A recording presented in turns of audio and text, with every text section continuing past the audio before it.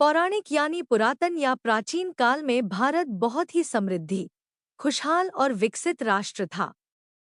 प्राचीन काल की महिलाओं को हर तरह की स्वतंत्रता प्राप्त थी। हालांकि उस काल में सुंदर महिलाओं के साथ जीवन के कई खतरे भी जुड़े हुए थे।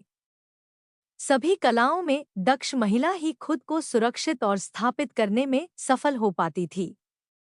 आइए जानते हैं पौराणिक काल की 10 अत्यंत सुंदर स्त्रियां और उनकी कहानियां।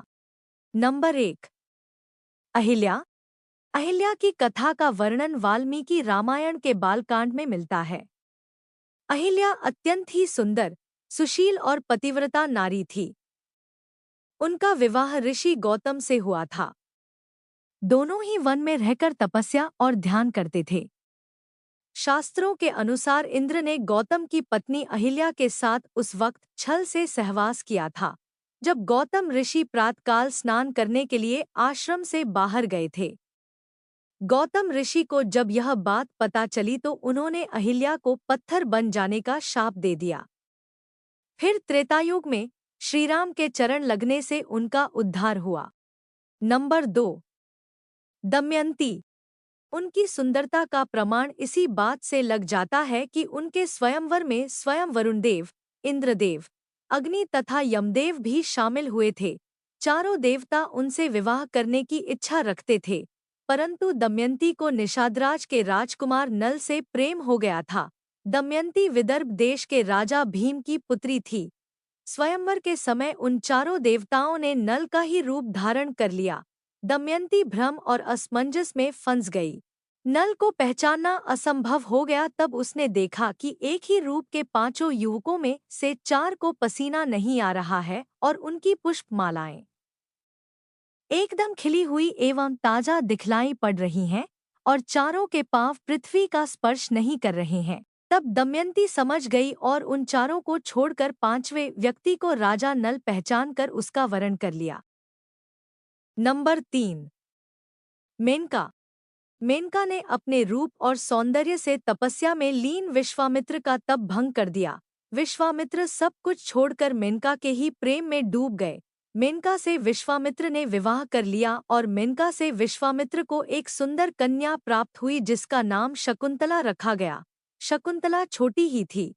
तभी एक दिन मेनका उसे और विश्वामित्र को छोड़कर फिर से इंद्रलोक चली गई। इसी पुत्री का आगे चलकर सम्राट दुष्यंत से प्रेम विवाह हुआ, जिनसे उन्हें पुत्र की प्राप्ति हुई। यही पुत्र राजा भरत थे। मरुदगणों की कृपा से ही भरत को भारद्वाज नामक पुत्र मिला। भारद्वाज महान ऋषि थे। चक्रवर्ती राजा भरत के चरित्र का उल्लेख महाभारत के आदिपर्व में भी है।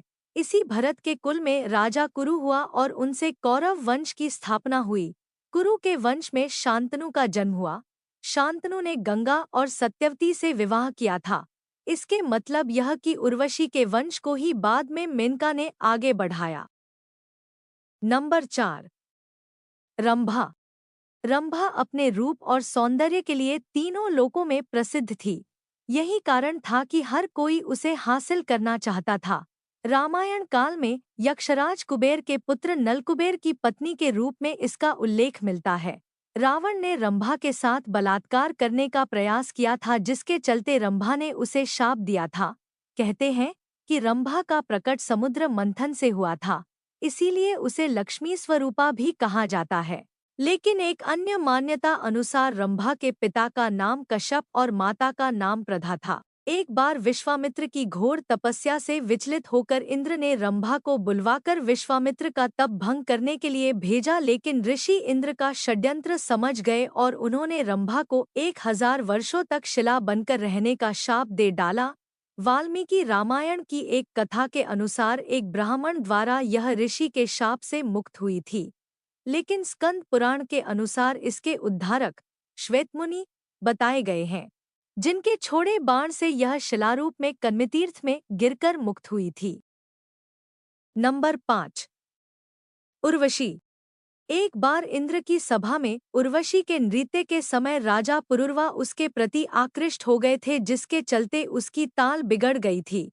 इस अपराध के कारण इंद्र ने रुष्ट होकर दोनों को मृत्युलोक में रहने का शाप दे दिया था। मृत्यलोक में पुरुरवा और उर्वशी कुछ शर्तों के साथ पति पत्नी बनकर रहने लगे। दोनों के कई पुत्र हुए। इनके पुत्रों में से एक आयु के पुत्र नहुष हुए। नहुष के ययाति, संयाति, अयाति, अयति और ध्रुव प्रमुख पुत्र थे। इन्हीं में से ययाति के यदु, तुर्वसु, द्रुहु, अनु और पुरु हुए। यदु से यादव और पुरु से पौरव हुए। पुरु के वंश में ही आगे चलकर कुरु हुए और कुरु से ही कौरव हुए। भीष्म पितामह कुरुवंशी ही थे। यही उर्वशी एक बार इंद्र की सभा में अर्जुन को देखकर आकर्षित हो गई थी और इसने इंद्र से प्रणय निवेदन किया था। लेकिन अर्जुन ने कहा, हे देवी, हमारे पूर्वज ने आपसे विवाह करके हमारे वंश का गौरव बढ़ाया था, अतः पुरु वंश की जननी होने के नाते आप हमारी माता के तुल्य हैं। अर्जुन की ऐसी बातें सुनकर उर्वशी ने कहा, तुमने नपुंसकों जैसे वचन कहे हैं, अतः मैं तुम्हें शाप देती हूँ कि तुम 1 वर्ष तक पुंसत्वहीन रहोगे। इस तरह उर्वशी के संबंध में सैकड़ों कथाएं पुराणों में मिलती हैं। नंबर 6। माँ सीता। राजा जनक की पुत्री और प्रभु श्रीराम की पत्नी माता सीता अत्यंत ही सुंदर और योग्य थी। पंचवटी में रावण ने जब उन्हें देखा तो वह कुछ समय के लिए तो स्तब्ध हो गया था और तब उनसे कहा था कि देवी, आपका शरीर सोने के समान दमक रहा है। नंबर 7। सत्यवती। महाभारत काल में सत्यवती धीवर नामक एक मछुआरे की पुत्री थी, लेकिन वह सांवली होने के बावजूद बहुत सुंदर और आकर्षक थी। इसके आकर्षण के चलते पहले ऋषि पराशर पिघले और उनसे वेद व्यास का जन्म हुआ।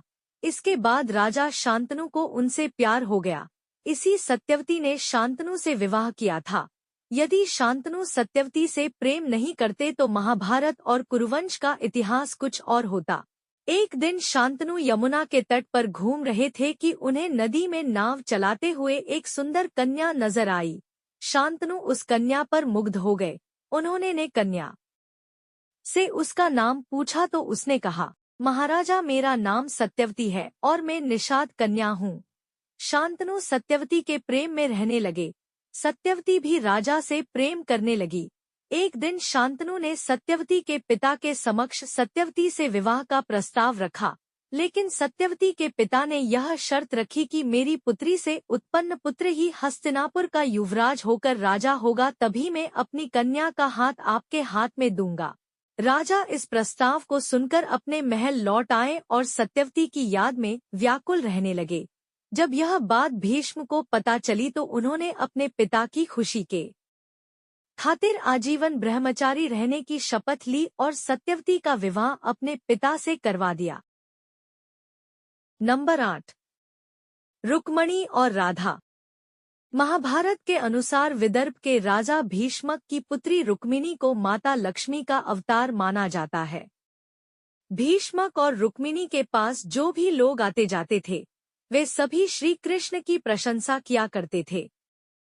श्री कृष्ण के गुणों और उनकी सुंदरता पर मुग्ध होकर रुक्मिणी ने मन ही मन तय कर लिया था कि वह श्री कृष्ण को छोड़कर अन्य किसी को भी पति रूप में स्वीकार नहीं करेगी। भागवत में रुक्मणी हरण का सुंदर चित्रण मिलता है। इसी के साथ राधारानी के सौंदर्य का वर्णन हमें पुराणों में मिलता है। नंबर 9। द्रौपदी। कहते हैं कि द्रौपदी का जन्म यज्ञ से हुआ था, इसीलिए उसे याज्ञनी कहा जाता था। द्रौपदी को पंचकन्याओं में शामिल किया गया है। पुराणानुसार 5 स्त्रियां विवाहिता होने पर भी कन्याओं के समान ही पवित्र मानी गई है। अहिल्या, द्रौपदी, कुंती, तारा और मंदोदरी। नंबर 10। सत्यभामा। राजा सत्राजित की पुत्री सत्यभामा भगवान श्री कृष्ण की पत्नी थी। सत्यभामा बहुत ही सुंदर थी और देव माता अदिति से उनको चिरयौवन का वरदान मिला था। वह राजकार्य और राजनीति में रुचि लेती थी। नरकासुर से युद्ध के दौरान सत्यभामा ने भी युद्ध लड़ा था। सत्यभामा के कारण ही धरती पर पारिजात के वृक्ष पाए जाते हैं, क्योंकि उन्होंने श्री कृष्ण से इसे स्वर्ग से लाने को कहा था।